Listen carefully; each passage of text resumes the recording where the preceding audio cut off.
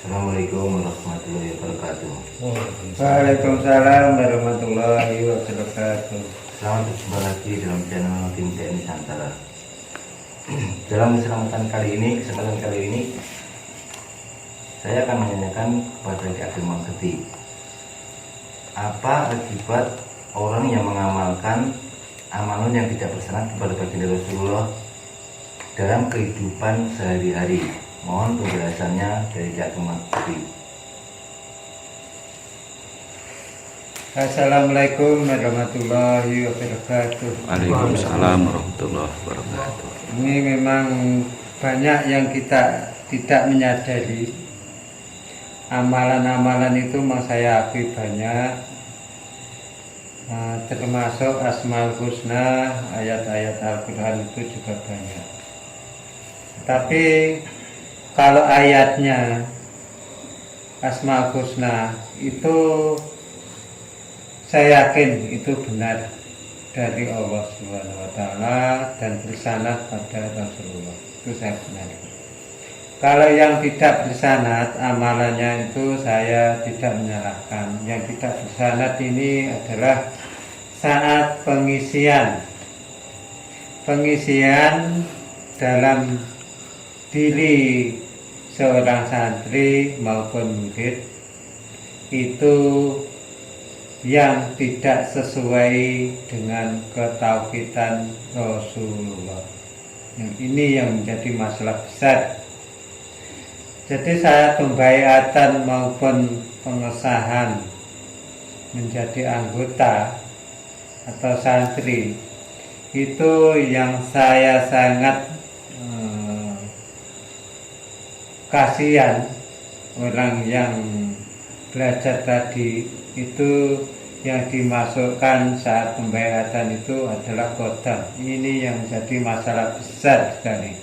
Maka saya hanya akan menerangkan posisi kedudukan amalan-amalan yang saat ini berkembang di tanah Jawa, khususnya umumnya di Nusantara dan umumnya di tempat-tempat yang lain. Ini sudah menjadi mendarah daging dalam kehidupan sehari-hari, sehingga dalam kehidupan itu dia tidak sadar bahwa ini adalah akibat dari amalan-amalan yang diturunkan sehingga mendatangkan mudarat bagi orang yang mengamalkan. Nah, ini saya akan meluruskan agar amalan-amalan itu menempati pada posisi yang tepat. Ya, ini saya akan mengambil gambaran. Nah, ini amalan yang tidak bersanad dalam kehidupan sehari-hari itu salah satunya adalah begini. Nah, ini saya gambarkan ini. Perjanjian ini juga. Perjanjian ini amalan yang tidak bersanad itu tidak pernah menyambung pada titik Nur Muhammad, tidak akan pernah menyambung. Kenapa? Karena titik Nur Muhammad ini tidak pernah dibuka, tidak tahu kuncinya bagaimana cara membuka Nur Muhammad ini. Nah, ini yang jarang diketahui oleh umat muslim saat ini. Jadi yang terjadi dalam kehidupan sehari-hari, kalau orang itu tidak pernah membuka hati, itu hati ini atau jantung ini atau titik Nur Muhammad ini adalah akan dikuasai oleh alam iblis terutama ini yang hitam ini. Yang hitam ini. Ini. Ya, ini menguasai Nur Muhammad atau titik nun. Ini. Nah, ini jadi garis naik ke atas ini, cahaya ke atas ini tidak ada. Yang ada hanya selimut kegelapan ini. Nah, inilah. Ini adalah orang-orang yang belum pernah mengislamkan hati melalui sholat, sehingga Nur Muhammad ini dikuasai oleh iblis. Kenapa kami kok melambangkan nun? Nah, nun ini adalah wadah daripada titik nun, Nur Muhammad titiknya atau inti. Kalau yang ini saya lambangkan huruf nun, ya ini garis ini adalah wadahnya. Ini tetap putih.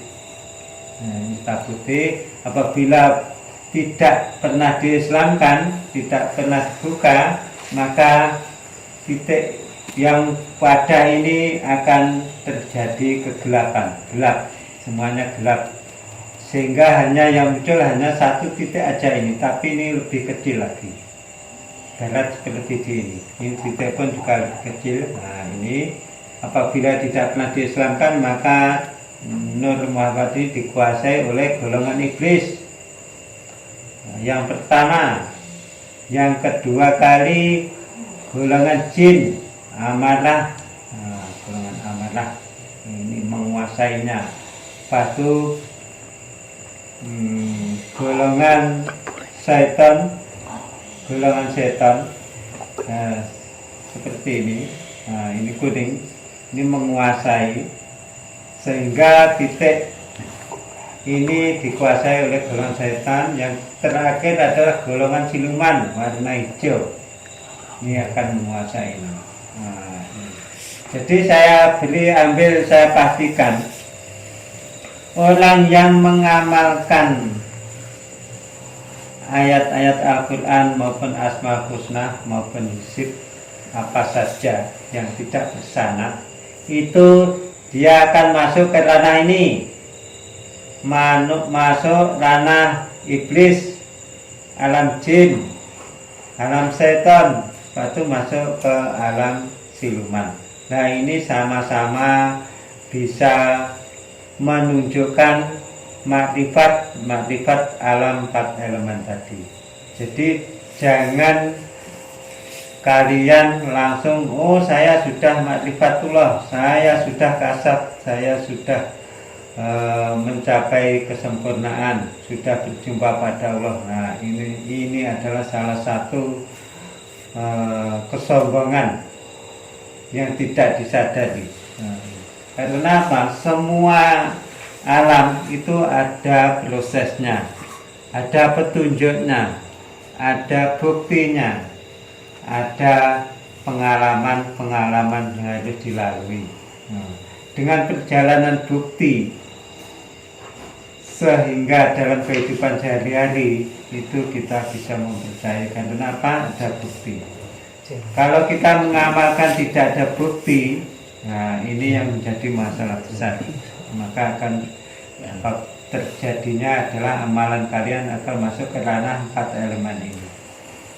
Dan titik ini akan dikuasai oleh 4 elemen dan tidak akan memancarkan cahaya iman. Inilah yang saya sangat kasihan pada umat Rasulullah akhir zaman.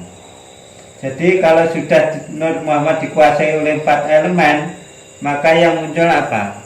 Nah, ini akibatnya dalam kehidupan sehari-hari, amalan tadi akan menempel ke sini.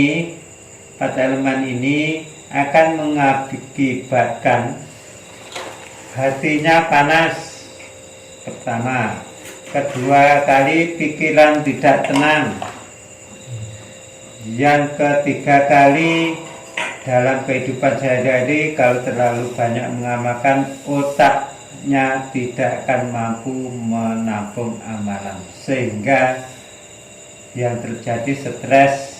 Manusia itu bisa stres, bisa pikirannya gelap dalam kehidupan sehari-harinya seperti itu.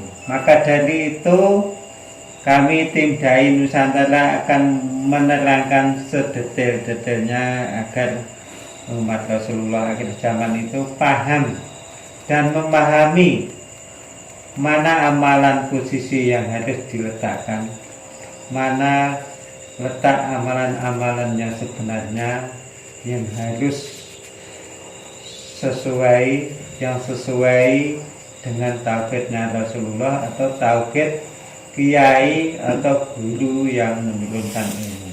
Nah, ini harus dibedakan.